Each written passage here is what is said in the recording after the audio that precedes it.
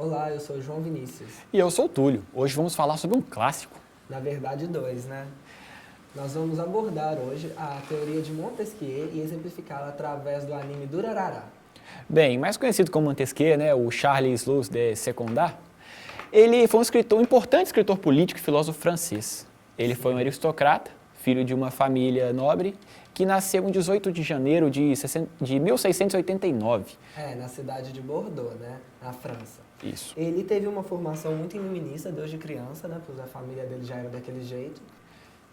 João, lembrando que a França foi o centro do iluminismo, né, e ela culminou com a grande enciclopédia. Claro, lembrando também que a grande enciclopédia, na verdade, ela foi editada por Diderot, na verdade, e D'Alembert. E teve contribuição de outras centenas de intelectuais, tais como Voltaire e Montesquieu também. Isso. Retomando Montesquieu, né, a mãe dele tinha origem inglesa, o pai dele pertencia a uma família francesa nobre. Sim, lembrando que todos os intelectuais daquela época eram ricos, né? Era pré-requisito. Para você ser intelectual, você tem que ser rico. Era verdade. Seu aprendizado, principalmente, ele começou a ser educado em casa, primeiramente, e depois ele foi estudar no colégio Julie. Isso. Ele era comandado por padres e que também tinham uma formação iluminista. Isso. Aos 16 ele entrou para a faculdade de Direito. Bem jovem. Bem jovem, mas antes ele estudou Física, Biologia, Geologia.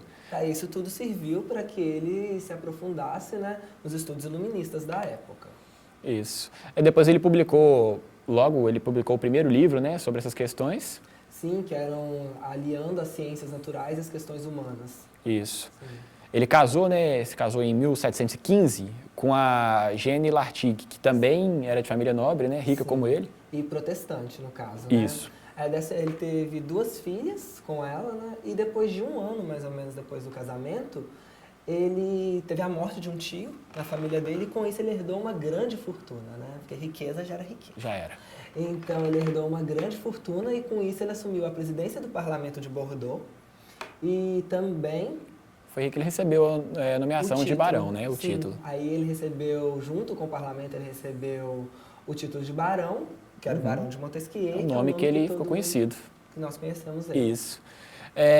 Intitulado Cartas Persas, foi publicado em 1721. Essa foi sua primeira obra de grande repercussão. Sim, foi as Cartas Persas, na verdade, ela foi uma sátira, né, que envolviam 2 viajantes persas e que dentro deles eles usavam sarcasmo e trocavam cartas com seus amigos que ainda estavam na Pérsia, criticando as autoridades da França. Isso. Foi dessa forma que as críticas às autoridades políticas, religiosas, né, foi muito comum entre os iluministas, né? Então ela está presente em todo o livro, né, porque ele critica a sociedade francesa da época inteira.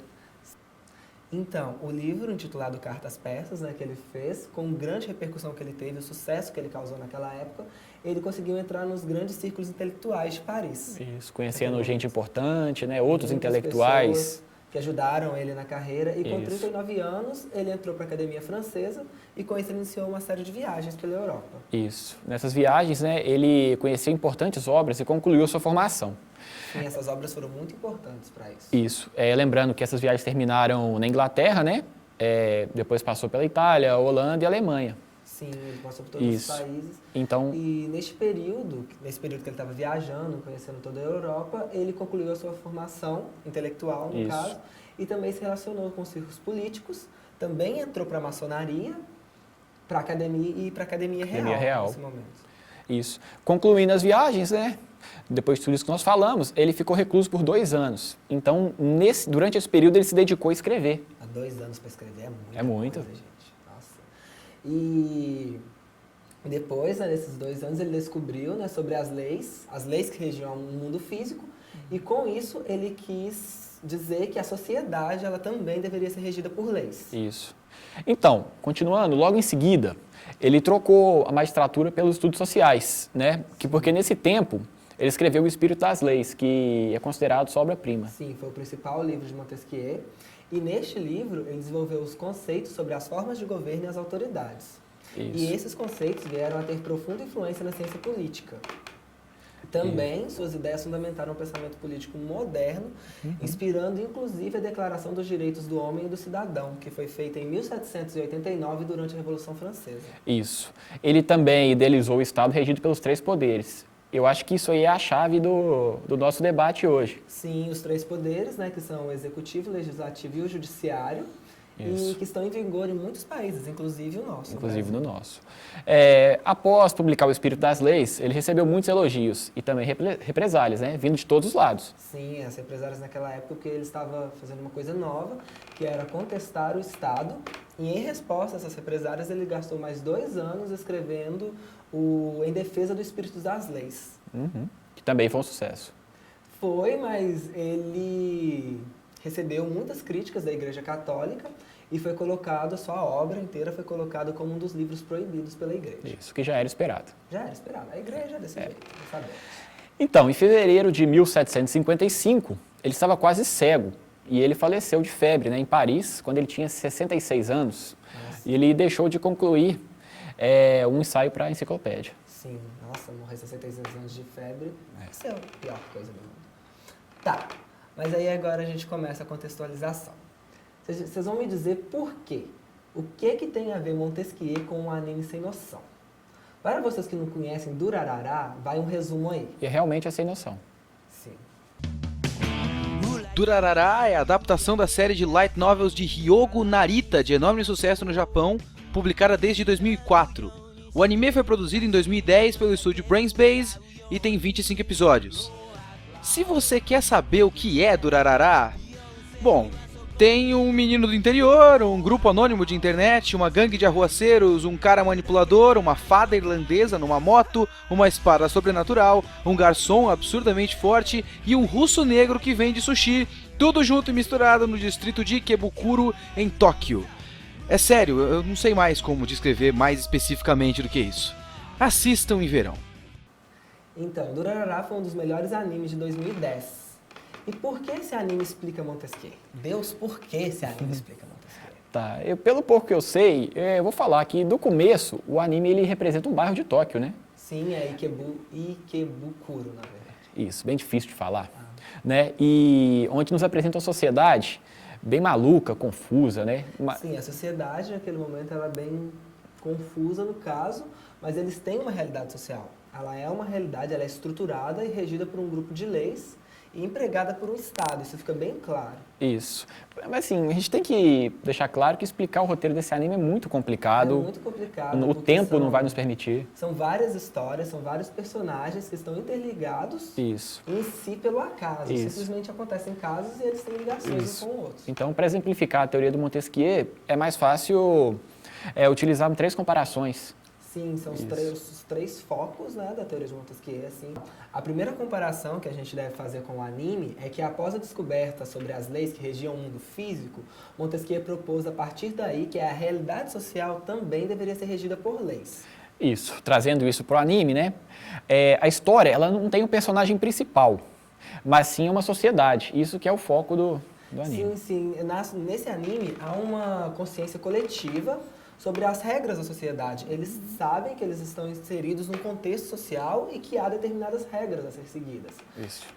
Esses personagens, às vezes, eles quebram essas regras, eles quebram, mas eles têm total noção do que o que eles estão fazendo é errado.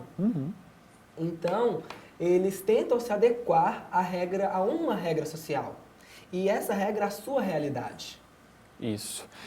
Muitas vezes, né, pelo dito vilão do anime, Sim. é uma manipulação dessa realidade contra o sistema.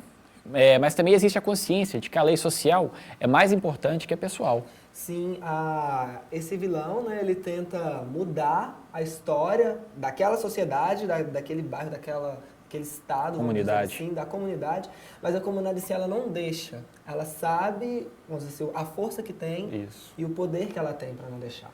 Isso. Outro ponto, né, ele aparece quando o Montesquieu escreveu o Espírito das Leis. E lá ele desenvolveu o conceito de governo e também o de autoridade. Conceitos importantíssimos para que possamos compreender a sua teoria, a sua obra. Sim, os três modos de governo, segundo Montesquieu, são a monarquia, né, que é um governo onde um só governa através de leis fixas ou instituições, o despotismo, onde um só governa com poder absoluto, né? Ele tem o poder absoluto, e a república, também, que é o nosso sistema. Isso. Bem, no anime, esses 3 poderes, na verdade, eles são representados pelos 3 amigos. Isso. Os 3 amigos que, entre aspas, poderíamos dizer que seria o grupo principal, mas esse anime ele não tem foco em personagens principais.